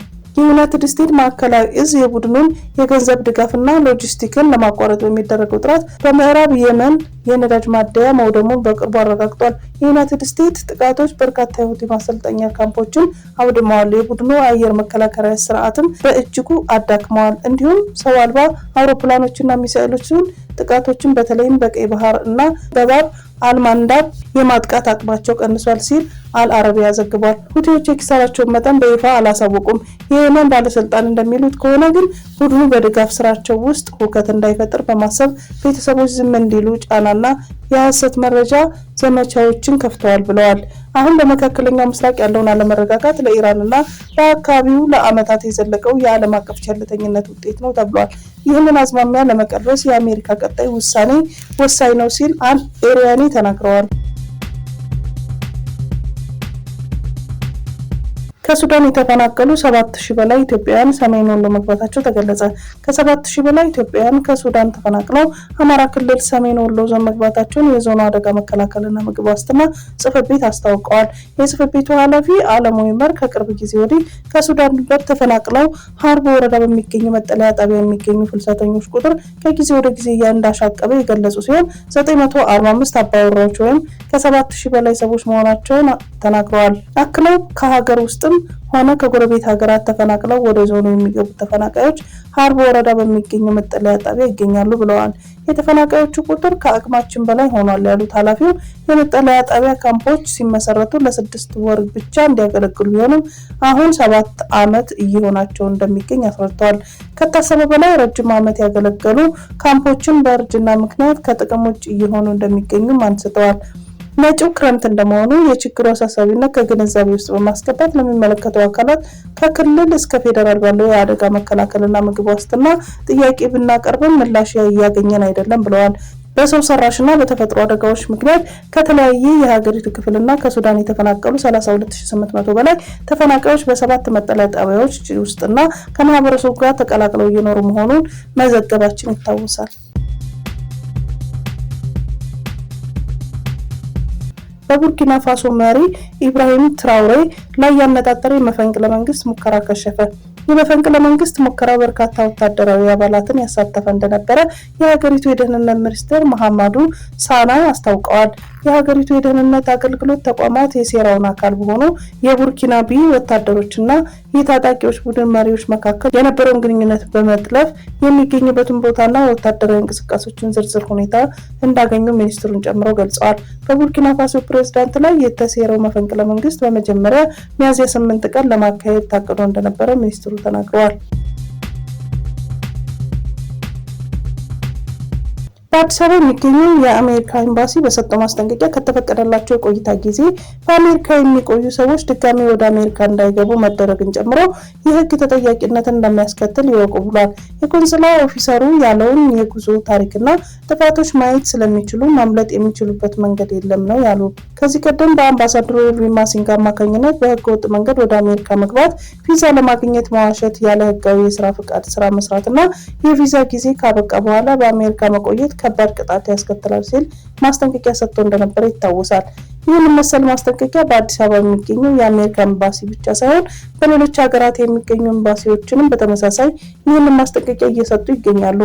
የአሜሪካ የውጭ ጉዳይ መስሪያ ቤት ኃላፊ ማርኮ ሩቢዮ ከቀናት በፊት አሜሪካን መጎብኘት በነፃ የተሰጠ አይደለም፣ ይህ ሕጎቻችንና እሴቶቻችንን ለሚያከብሩ ሰዎች የተሰጠ ልዩ መብት ነው ሲሉ ገልጸው ነበር።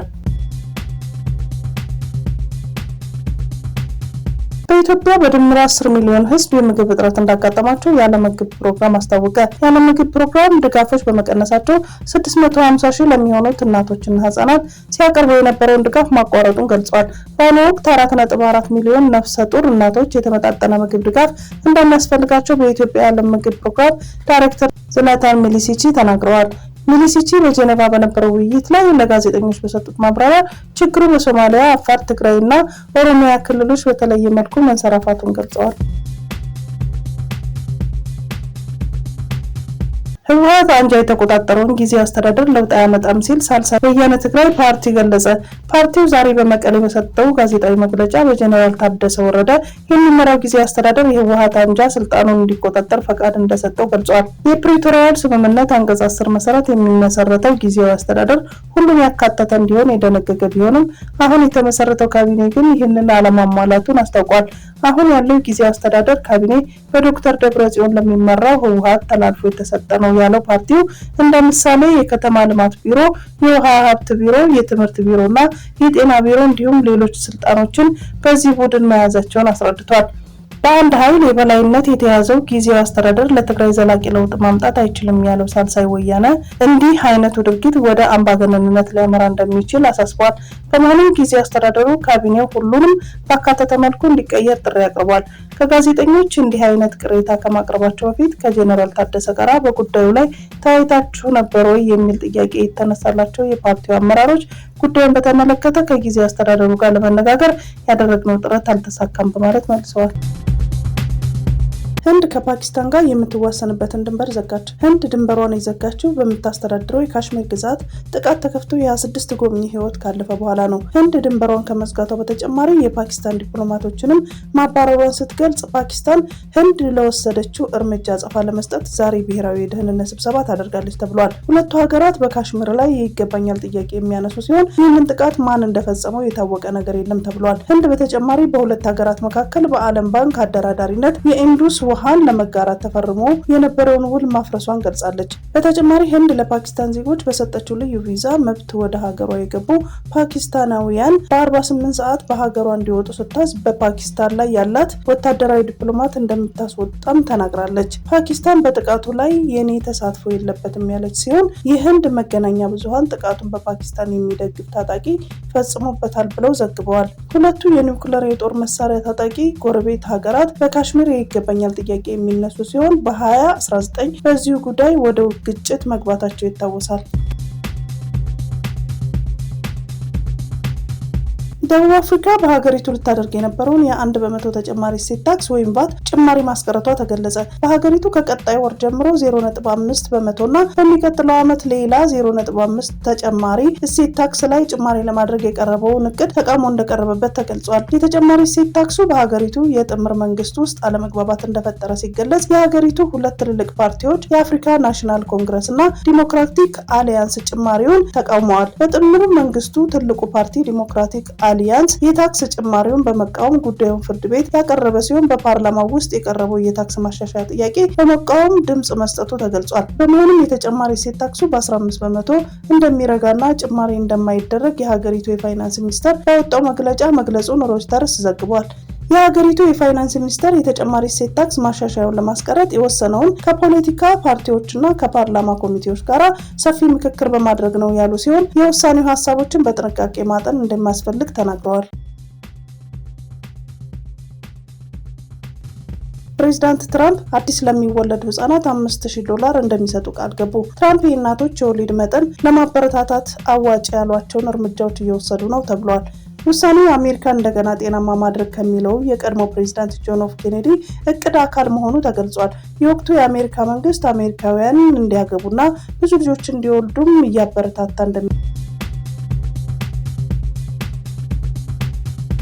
ሩሲያ በምዕራብ ዩክሬን ላይ ጥቃት መሰንዘሯን ተከትሎ ፖላንድ ተዋጊ ጀቶችን አሰማራች።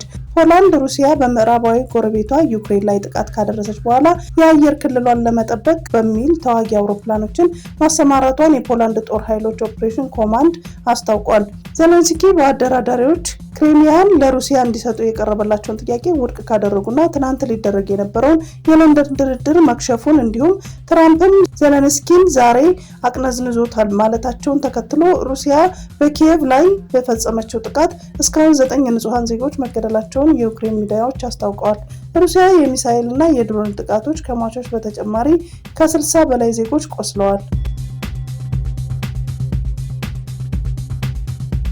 የሴናተር ቦብ ሜንዴዝ ባለቤት በቀረበባቸው ክስ ጥፋተኛ ተባሉ። የቀድሞ የአሜሪካ ሴናተር ባለቤት የተከሰሱበት በመቶ ሺህ የሚቆጠሩት ዶላሮችን በግብጽ መንግስትና በኒው ጀርሲ ባለሀብት በመቀበላቸው ነው። ቦብ ሜንዴዝ ስልጣናቸውን ተጠቅመው ከአሜሪካ ሴኔት በኢትዮጵያ ህዳሴ ግድብ ላይ ጫና እንዲፈጠር ያደረጉ መሆኑን ያወሳው ሮይተርስ ለዚህም ከግብጽ መንግስትና ከአንድ የኒው ጀርሲ ባለሀብት ገንዘብ እንደተሰጣቸው አስረድተዋል። ይህንን ገንዘብ የተቀበሉት ደግሞ በባለቤታቸው አማካኝነት እንደነበረ ጠቅሷል። የ58 ዓመቷ የቀድሞ ሴናተር ባለቤቷ ናዲኒ ሜንዴዝ በዚህ የተነሳ ወደ 15 ያህል ክሶች የቀረቡባቸው መሆኑን የጠቀሰው ዘገባው ትናንት በዋለው ችሎት በሁሉም ጥፋተኛ መባላቸውን አስረድቷል። የማንሃታን ፍርድ ቤት ጥፋተኝነት ውሳኔ ካስተላለፈባቸው በኋላ የፍርድ ውሳኔ ለመስጠት መዝገቡን ለሚቀጥለው ጁን 12 ቀጥሮታል። ይህ በእንዲህ እንዳለ የቀድሞ ሴናተር ቦብ ሜንዴዝ ከወራት በፊት በዚሁ ክስ የ11 ዓመት እስራት የተፈረደባቸው መሆኑ ይታወሳል። ቭላዲሚር ፑቲን አቁም ሲሉ ትራምፕን ተናገሩ። ዛሬ በዩክሬን ዋና ከተማዋን ጨምሮ በተደረገ ጥቃት ሰዎች መገደላቸውና መቁሰላቸውን በተመለከተ ትራምፕ በትሩዝ ሶሻል ማህበራዊ ገጻቸው ላይ በሰጡት አስተያየት ሩሲያ ዛሬ በኪየቭ ላይ በፈጸመችው ጥቃት ደስተኛ አይደለሁም፣ አስፈላጊም አይደለም፣ የተመረጠው ጊዜም ጥሩ አይደለም። ስለዚህ ቭላዲሚር አቁም ብለዋል። ጨምሮ በአንድ ሳምንት ውስጥ 5000 ወታደሮች እየሞቱ ነው። ስለዚህ የሰላም ስምምነቱን እናድርግ በማለት መልእክት አስተላልፈዋል። ፕሬዝዳንት ዛሬ ይህንን ትራምፕ የጻፉትን በዩክሬን ፕሬዝዳንት ላይ የሰላ ትችት ከሰነዘሩ በኋላ ነው። በትናንቱ መልእክታቸው ከዩክሬን ጋር ከመደራደር ይልቅ ከሩሲያ ጋር መደራደር ይቀላል ብለው ነበር። ፕሬዝዳንት ዘለንስኪ የደቡብ አፍሪካ ጉብኝታቸውን አቋርጠው ወደ ሀገራቸው ተመለሱ። ዘለንስኪ በማህበራዊ ሚዲያቸው ላይ ከደቡብ አፍሪካ ፕሬዝዳንት ጋር ከተነጋገርኩ በኋላ ሌሎች ፕሮግራሞችን ሰርዤ ለመመለስ ተገድጃለሁ። የውጭ ጉዳይ ሚኒስትራችን በዚያው ቆይተዋል። ቀሪ አስፈላጊ ውይይቶችን የሚያደርጉ ይሆናል በማለት ገልጸዋል። ፕሬዝዳንቱ ጉብኝታቸውን ለማቋረጥ የተገደዱ ሩሲያን መጠነ ሰፊ ጥቃት መክፈቷን ተከትሎ ነው። ዘለንስኪ በዛሬው መልእክታቸው ጨምረው እኛ በአሜሪካ የቀረበው ምክረ ሀሳብ ተቀብለን ተኩስ አቁም ለማድረግ ከተስማማን 44 ቀናት ሆኖናል። ከዚሁ ጎን ለጎን ሩሲያ ህዝባችንን መግደል ከቀጠለች 44 ቀን ሆኗታል በማለት አስረድተዋል። የዩክሬን አየር ኃይል እንደገለጸው በዛሬው ዕለት ሩሲያ 215 ድሮኖችን በመጠቀም ጥቃት እያደረሰች ከመሆኑም በላይ ሚሳኤሎችንም ተጠቅማለች። በዚህም ቢያንስ 9 ሰዎች ሲገደሉ 70 ያህል መቁሰላቸውን አስታውቋል። የዩክሬኑ ባለስልጣናት እንደገለጹት ዛሬ ሩሲያ ጥቃት ከፈጸመችባቸው ሚሳኤሎች መካከል አንደኛው KN-23A የሚባል ሲሆን የሰሜን ኮሪያ ነው። ይህ በእንዲህ እንዳለ ዛሬ ሩሲያ ይህን መጠነ ሰፊ ጥቃት ከማከናወኑ በፊት ትናንት ዩክሬን በሩሲያ ግዛት ውስጥ ጥቃት መፈጸሟን ኒውስ ዊክ አስታውቋል። ኒውስ ዊክ በዘገባው የትናንቱ ጥቃት በሩሲያ ድንበር ውስጥ 655 የማይል ርቀት ዘልቆ በመግባት የተፈጸመ ነበር። የዩክሬንን ባለስልጣን ጥቃቱን የፈጸሙት በድሮን ማምረቻ ፋብሪካ ላይ መሆኑን መናገራቸውን ዘገባው አስረድቷል። በለንደን የተጠራው የሩሲያና የዩክሬን የሰላም ድርድር ሳይሳካ ቀርቷል። ለዛሬ ቀጠሮ የተያዘለት የለንደኑ ድርድር በበርካቶች ትልቅ ተስፋ ተጥሎበት ነበር። በዚህ ድርድር ላይ የዩክሬንን፣ የእንግሊዝ፣ የጀርመን፣ የፈረንሳይና የአሜሪካ የውጭ ጉዳይ ሚኒስትሮች እንደሚገኙም ተገልጾ ነበር። የትራምፕ አስተዳደር ለድርድሩ የሚሆን 10 ነጥቦች ያሉት ምክረ ሀሳብ ያዘጋጀ ሲሆን ይህንንም ድርድሩን ከጀመሩ በፊት ለሚመለከታቸው አካላት ልኮ ነበር።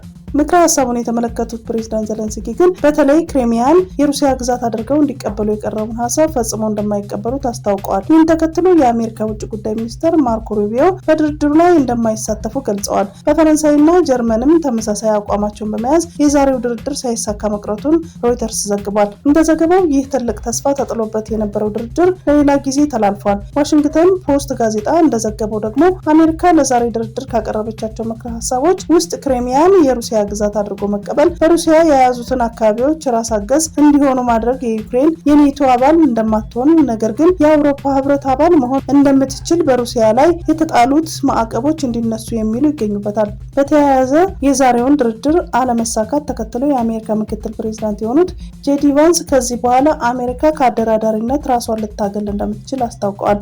ለዚህም ሩሲያ በሰጠችው መልስ ደግሞ አሜሪካ የሌለችበት ድርድር እንደማይኖር አስረድቷል።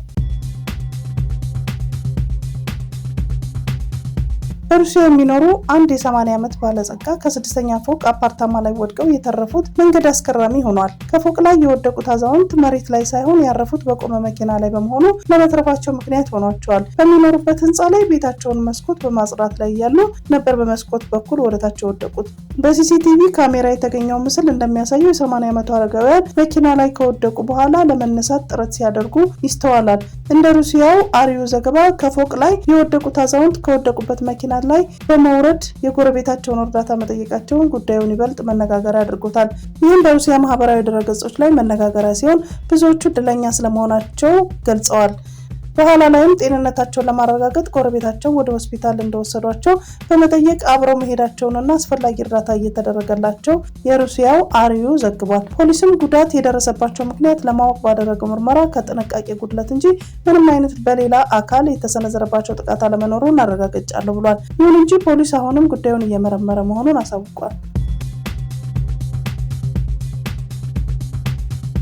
ለፍኖተ ጽድቅ ጠቅላላ ማህበር ተሰጥቶ የነበረውን የዘገባ ፍቃድ ለጊዜው ታገደ። በኢትዮጵያ ኦርቶዶክስ ተዋሕዶ ቤተክርስቲያን ስር የሚሰሩ ኦርቶዶክሳውያን የሚዲያ ተቋማት በአንድ ማዕከል እንዲያገለግሉ የመረጃ ፍሰቱ ወጥነት ያለውና ተቋማዊ መሆን ይችል ዘንድ በኢትዮጵያ ኦርቶዶክስ ተዋሕዶ ቤተክርስቲያን ሕዝብ ግንኙነት መምሪያ የ2 ቀናት ስልጠና ተሰጥቶ የቤተክርስቲያን መሰረተ እምነት ስርዓት አምልኮና ትውፊት አክብረው በቤተክርስቲያን ዙሪያ ዘገባ ማከናወን የሚችሉበትን ፈቃድ ከመመሪያው መስጠቱ ይታወሳል። ከነዚህ የሚዲያ ተቋማት መካከል የፍኖተ ጽድቅ ጠቅላላ ማህበር ፍኖተ ጽድቅ ቴሌቪዥን አንዱ ሆኖ ዘገባዎችን ሲያሰራጭ ቆይቷል። ሆኖም ግን በፍኖተ ጽድቅ ቴሌቪዥን በዕለተ ስቅለት ቅድስት ድንግል ማርያም ቤዛዊት ዓለም አትባልም በሚል ርዕስ የተላለፈው ትምህርት ውዝግብ በማስነሳቱ ነው። ቋሚ ሲኖዶስ በጉዳዩ ዙሪያ ተወያይቶ ውሳኔ ለመስጠት ለሮብ ሚያዝያ 22 ቀን 2017 ዓ.ም ቀጠሮ የያዘ በመሆኑና ጉዳዩ በሚገባ ተጣርቶ ውሳኔ እስከሚሰጠው ድረስ ከመመሪያችን ለፍኖተ ጽድቅ ቴሌቪዥን የተሰጠው ዘገባ ፈቃድ ለጊዜው የታገደ መሆኑን እንገልጻለን። ግማሽ ሚሊዮን አዲስ ተፈናቃዮች በጋዛ መኖራቸው ተገለጸ። የተባበሩት መንግስታት ድርጅት በእስራኤል ጦር የተሰጡት በርካታ የማፈናቀል ትዕዛዞች ፍልስጤማውያን በጋዛ የ1/3ኛውን ባነሰ አካባቢ እንዲኖሩ አድርጓቸዋል ብሏል። ባለፉት ወራት በጋዛ 500,000 የሚጠጉ ፍልስጤማውያን በእስራኤል ጦር ጥቃት ሳቢያ በግዳጅ መፈናቀላቸውን የተባበሩት መንግስታት የፍልስጤም ስደተኞች ኤጀንሲ አስታውቋል። ድርጅቱ በሰጠው መግለጫ ባለፈው ወር በጋዛ ወደ ግማሽ ሚሊዮን የሚጠጉ አዲስ ዜጎች ተፈናቅለዋል። በእስራኤል ጦር በተሰጡት በርካታ የማፈናቀል ትዕዛዛት ፍልስጤማውያን በጋዛ ከ1/3 ያነሰ ቦታ ላይ እንዲኖሩ አድርጓቸዋል። የቀረውን ቦታም የተበታተነ፣ ደህንነቱ ያልተጠበቀና ለኑሮ ምቹ ያልሆነ ነው ብሏል። መጠለያዎች በአስከፊ ሁኔታ ውስጥ ናቸው። አገልግሎት ሰጪዎችም ለመስራት እየታገሉ ቢሆንም ያለው ግብአትም እየተሟጠጠ ነው ብሏል። ከጥቅምት 2023 ጀምሮ አብዛኛዎቹ ሴቶችና ህጻናቶች የሆኑ 51,400 የሚጠጉ ፍልስጤማውያን በጋዛ ተገድለዋል። ናይጄሪያው ባለሀብት አሊኮ ዳንጎቴ በአንድ ቀን $397 ሚሊዮን ከሰሩ። ናይራ ሜትሪክስ እንደዘገበው የአፍሪካ ቁጥር 1 ባለሀብት የሆኑት ዳንጎቴ ይህንን ያህል መጠን ያለው ኪሳራ ያጋጠማቸው የዳንጎቴ ሲሚንቶ አክሲዮን ዋጋ በመቀነሱ ነው። ትናንት በነበረው የናይጄሪያ ስቶክ ኤክስቼንጅ የዳንጎቴ ሲሚንቶ አክሲዮን በ480 ናይራ በመሸጡ ይህ ኪሳራ እንደደረሰባቸው አስረድቷል። በዚህ ሲሚንቶ ፋብሪካ በተጨማሪ የነዳጅ ማውጫዎችና ሌሎች ድርጅቶች ያሏቸው ዳንጎቴ ይህ ኪሳራ ቢደርስባቸውም አሁንም ከአፍሪካ ቀዳሚ ባለሀብት መሆናቸውን ዘገባው አስታውቋል። ዛሬ በብሉምበርግ በወጣው የሀብታሞች ደረጃ ዳንጎቴ ከዓለም 84ኛ ደረጃ ላይ የተቀመጡ ሲሆን የሀብታቸው መጠን $23 ሚሊዮን ነው። የኮንጎ መንግስትና የኤስ-23 አማጽያን የተኩስ አቁም ስምምነት ላይ ደረሱ። የዲሞክራቲክ ሪፐብሊክ ኮንጎ ፕሬዝዳንት በመንግስታቸውና በሩዋንዳ በሚደገፉት የኤም-23 አማጽያን መካከል የተኩስ አቁም ስምምነት ማድረጋቸውን አስታውቀዋል። ሁለቱም ወገኖች ጦርነት በአስቸኳይ እንዲቆም የተስማሙ ሲሆን የጥላቻ ንግግሮችና የህዝብን ሰላም የሚነሱ ተግባራት እንዲቆሙም መግባባት ላይ ደርሰዋል ተብሏል። ደጋፊዎቻቸው የተደረገውን ስምምነት በቁርጠኝነት እንዲያከብሩ ሁለቱም በሰጡት ጋዜጣዊ መግለጫ ላይ ተናግረዋል። የሰላም ስምምነቱ በኳታር አማካኝነት ከተደረጉ ንግግሮች በኋላ የተደረሰ ነው። የኳታር የውጭ ጉዳይ ሚኒስተር በሁለቱ ወገኖች መካከል የተደረገው ውይይት ገንቢ በሆነ መንፈስ እንዲቀጥል እንደሚበረታታ በኤክስ ገጹ አሳውቋል። ሁለቱ ወገኖች ለመጀመሪያ ጊዜ በመጋቢት ወር በኳታር የተገናኙ ሲሆን የኳታር መንግስት ውይይት እንዲካሄድ ላደረገው ያላሰለሰ ጥረት ምስጋና አቅርበዋል። እርቁ በተሳካ በዲሞክራቲክ ሪፐብሊክ ኮንጎ ምስራቃዊ ሰላም ሊያመጣ የሚችል ሲሆን በሁለቱ ወገኖች መካከል በተካሄደው ውጊያ ከጥር ወር ጀምሮ 7,000 ሰዎች ተገድለዋል ተብሏል። ናይጄሪያ በቦላ ቲኑቡ ስር ከፍተኛ የድሆች ቁጥር ማስመዝገቧን የዓለም ባንክ አስታወቀ። የዓለም ባንክ በሪፖርቱ እንዳስታወቀው ከሰሃራ በታች ያሉት ሀገራት ከፍተኛ የድሆች ቁጥር በመያዝ ከአናት የተቀመጡት ሲሆን ጥቂት ሀገራት ደግሞ ሰፊውን ድርሻ ወስደዋል ብለዋል። የአፍሪካ ሀገራት አንዷ የሆነችው ናይጄሪያ በቦላ ቲኑቡ እየተመራች 19% ፍጹም ድሆችን በመያዝ ቀዳሚዋን ሆናለች። ከናይጄሪያ በመቀጠል ፍጹም ድሆችን በመያዝ ዲሞክራቲክ ኮንጎ በ14% ስትከተል እንደ ዓለም ባንክ ሪፖርት ሀገራችን ኢትዮጵያ በ9% በሶስተኛ ደረጃ ላይ ተቀምጣለች። አራተኛውን ደረጃ በሱዳን በ6% ይዛለች። እንደ ዓለም ባንክ ዘገባ 2024 ሰራሁት ባለው ጥናት 80% ወይም 695 ሚሊዮን ፍጹም ድሆች የሚገኙበት ከሰሃራ በታች ባሉ ሀገራት እንደሆነ የገለጸ ሲሆን የደቡብ እስያ ሀገራት 8%ውን ይዛሉ። የተቀሩት ደግሞ 2% ሰሜን ኤዥያ እና የፓሲፊክ ሀገራት፣ 5% ደግሞ የመካከለኛው ምስራቅና የሰሜን አፍሪካ ሀገራት እንዲሁም 3% ላቲን እና አሜሪካን ካሪቢያን ሀገራትን ይይዛሉ። የተቀሩት ደግሞ 2% ሰሜን ኤዥያ እና የፓሲፊክ ሀገራት፣ 5% ደግሞ የመካከለኛው ምስራቅና የሰሜን አፍሪካ ሀገራት እንዲሁም 3% ላቲን አሜሪካና ካሪቢያን ሀገራት ይይዛሉ። ለዓለም አቀፍ ገበያ የሚቀርበው የቡና ምርት ማሻቀቡን ለሀገር ውስጥ የሚቀርበው ቡና ዋጋ እንዲጨምር ምክንያት ሆኗል ተባለ። ከቅርብ ጊዜያት ወዲህ ለሀገር ውስጥ ገበያ እየቀረበ የሚገኘው የጥሬ ቡና ዋጋ እስከ 1000 ብር እየተሸጠ ይገኛል። የጥሬ ቡና የሀገር ውስጥ የመሸጫ ዋጋ በዚህ መጠን ያሻቀበበት ምክንያት ምንድን ነው ሲሉ አሃዱ የኢትዮጵያ ቡና እና ሻይ ባለስልጣን ጠይቋል። የባለስልጣኑ የገበያና መረጃ ደህንነት መሪ ስራ አስፈጻሚ ቸሩ ይሁን በሰጡት ምላሽ የቡና ነጋዴዎች ከሀገር ውስጥ ይልቅ ለውጭ ገበያ ትኩረት መስጠታቸውን ለሀገር ውስጡ ዋጋ መናር ዋነኛ ምክንያት ስለመሆኑ አንስተዋል። ከማክሮ ኢኮኖሚክ ማሻሻያው በኋላ የውጭ ምንዛሬ ፍላጎት በማደጉና የውጭ ምንዛሬ ፍላጎት መጨመሩ ለሀገር ውስጥ ፍጆታ ሲውል የነበረውና በዝቅተኛ ደረጃ ወደ ውጭ እየተላከ ነው ያሉት መሪ ስራ አስፈጻሚው ይህ መሆኑን የሀገር ውስጥ ገበያ ላይ ጭማሪ እንዲፈጥር ምክንያት ስለመሆኑ አብራርተዋል። ቡና ላኪዎችና የሀገር ውስጥ አምራቾች እሴት ተጨምሮበት ለውጭ ገበያ የሚቀርቡ ቡና ላይ ትኩረት ማድረጋቸው ሌላኛው የሀገር ውስጥ ገበያ ዋጋ ጨምሮታል የተባለ ሰበብ ነው። ለሀገር ውስጥ ገበያ የሚቀርበው የጥሬ ቡና ዋጋ በከፍተኛ መጠን መጨመሩ አርሶ አደሩን ተጠቃሚ እንዲያደርግ በመካከል ላይ ያሉ ደላሎችን ከግብይት ስርዓቱ የማስወጣት ስራውን ተጠናክሮ ስለመቀጠሉም አንስተዋል። በሌላ በኩል የቡና መዳረሻ ሀገራት በመጨመር ወደ ውጭ ሀገራት የሚላከው ኤክስፖርት ስታንዳርድ ቡና መጠን መጨመር ተጨማሪ ምክንያት ስለመሆኑ ስራ አስፈጻሚው ገልጸዋል። ያክለውም በህገ ወጥ መንገድ የቡና ርክክብና ንግድ ላይ ተሳትፎ በሚገኙ ነጋዴዎች ላይ ከንግድና ቀጠናዊ ትስስር ሚኒስቴርና ከሚመለከታቸው አካላት ጋር በመተባበር እርምጃ እየተወሰደ ስለመሆኑም ተናግረዋል። የቻይና አየር መንገዶች ወደ ኢትዮጵያ የበረራ አገልግሎት ሊሰጡ ነው።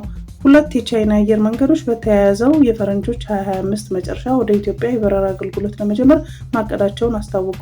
የኢትዮጵያ ሲቪል አቪዬሽን ባለስልጣናት ዋና ዳይሬክተር ጌታቸው መንግስቴ በቻይና ባለሀብቶች ባለቤትነት ከተያዙ አፍሪካን ወርልድ እና ሃይናን አየር መንገዶች የስራ ኃላፊዎች ጋር ተወያይተዋል። ዋና ዳይሬክተሩ በዚህ ወቅት የአየር ትራንስፖርት አገልግሎት ከኢትዮ ቻይና የትብብር መስኮቹ አንዱ መሆኑን ጠቁመው በሁለት ሀገራት የአየር አገልግሎት ስምምነት መሰረት ባለስልጣኑ ተገቢውን ድጋፍ እንደሚያደርግ ገልጸዋል ሲሉ የሀገር ውስጥ ሚዲያዎች ዘግበዋል።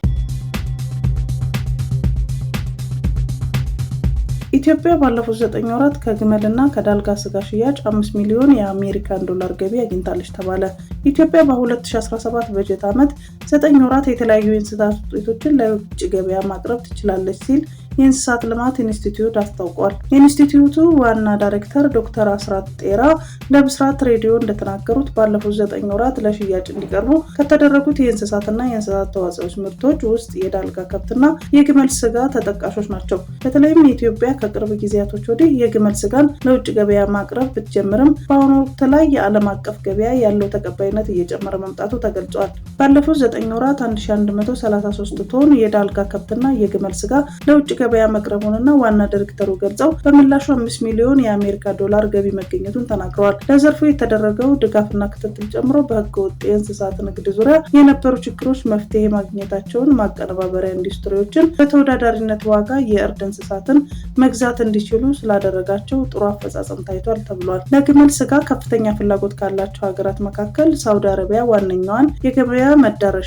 ሀገር በመሆኗ የተገለጸ ሲሆን ከገልፍ ሀገራት መካከል የተባበሩት አረብ ኤሚሬትስ ዋናና ነባር የስጋ ንግድ መዳረሻ ሀገራት ናቸው። በቀጣይ የግመል ስጋን ጨምሮ ከዳልጋ ከብትና ከሌሎች የስጋ አይነቶች የሚገኘውን የውጭ ንግድ ገቢ ለማሳደግ በትኩረት እንደሚሰራ ተገልጿል። ንብረትነታቸው የህንድ የሆኑ አየር መንገዶች በፓኪስታን የአየር ክልል እንዳይበሩ ዝግ ሆኗል። ፓኪስታን ከህንድ ጋር ያላትን ሁሉንም የንግድ እንቅስቃሴዎች አቋርጣለች። እንዲሁም በፓኪስታን በኩል ወደ ሶስተኛ ሀገራት የሚሄዱ ሸቀጦችን ጨምሮ ከህንድ ጋር ያለውን የንግድ ልውውጥ ሙሉ በሙሉ አቋርጣለች። ፓኪስታን የአየር ክልሏን በህንድ ባለቤትነትና በህንድ ለሚተዳደሩ አየር መንገዶች በሙሉ እንደምትዘጋ አስታውቃለች ሲል ሮይተርስ ዘግቧል። በፓኪስታን በኩል ወደ ሶስተኛ ሀገራት የሚሄዱ ሸቀጦችን ጨምሮ ከህንድ ጋር የሚደረገውን የንግድ ልውውጥ ማቋረጧንና ህንድ የኢንደስ ውሃን ስምምነት ውድቅ ለማድረግ መወሰኗን ፓኪስታን ተቃውማለች ሲል ዘገባው አክሎ ገልጿል። የፓኪስታን መንግስት ለፓኪስታን የተለመደውን ያለውን የውሃ ፍሰት ለማደናቀፍ ወይም ወደ ሌላ አቅጣጫ ለመቀየር ወይንም እንደ የታችኛው የተፋሰስ መንግስት መብቷን የሚጥስ ማንኛውንም እርምጃ እንደ ጦርነት ይቆጠራል ብለዋል።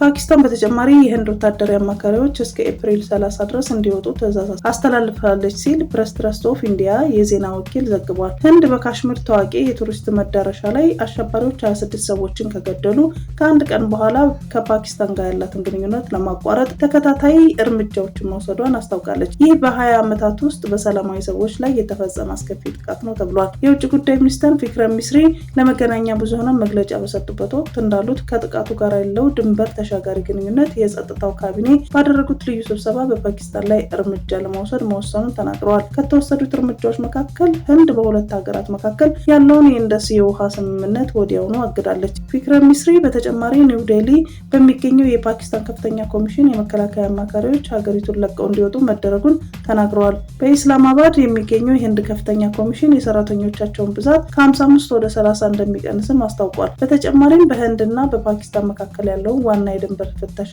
ወዲያውኑ የሚዘጋ ሲሆን የፓኪስታን ዜጎች በልዩ ቪዛው ወደ ህንድ እንዲጓዙ አይፈቅድላቸውም ሲሉ ሚስሪ ጨምረው ተናግረዋል። የ48 ሰዓታት ቀነ ገደብ ተከትሎ በርካታ የፓኪስታን ዜጎች ሐሙስ ዕለት በአምሪትሳር በአታሪ ዋጋህ ድንበር ወደ ሀገራቸው መመለስ ጀምረዋል። የሩሲያ ከፍተኛ ጀነራል በሞስኮ አቅራቢያ በመኪና በተጠመደ ቦምብ ተገደሉ። ከሞስኮ ምስራቃዊ ክፍል በምትገኘው ባላሺካ ከተማ ውስጥ በቤት ውስጥ በተሰራ ፈንጂ በቆመ መኪና ላይ በመውደቁ አንድ የሩሲያ ከፍተኛ ጀነራል ተገድለዋል ሲሉ በሀገሪቱ የሚፈጸሙ ዋና ዋና ወንጀሎችን የሚመረምረው የምርመራ ኮሚቴ አስታወቀ።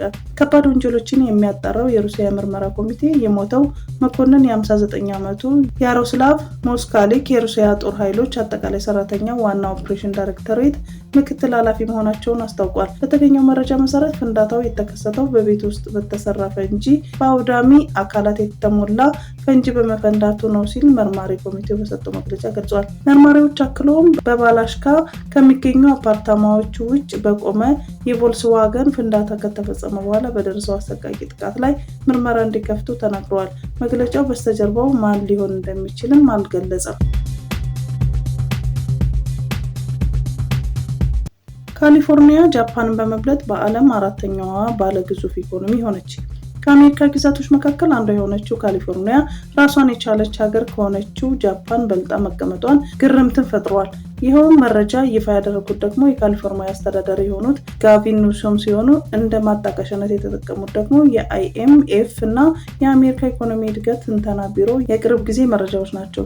መረጃው እንደሚያሳየው ከሆነም በ2024 የካሊፎርኒያ ጂዲፒ $4.1 ትሪሊየን የደረሰ ሲሆን ጃፓን ደግሞ $4.01 ትሪሊየን ጂዲፒ በማስመዝገብ አምስተኛ ላይ ተቀምጣለች። በዚህ የካሊፎርኒያ ስቴት ጀርመን፣ ቻይና እና አሜሪካን በመከተል የዓለም አራተኛዋ ባለግዙፍ ኢኮኖሚ ለመሆን በቅታለች።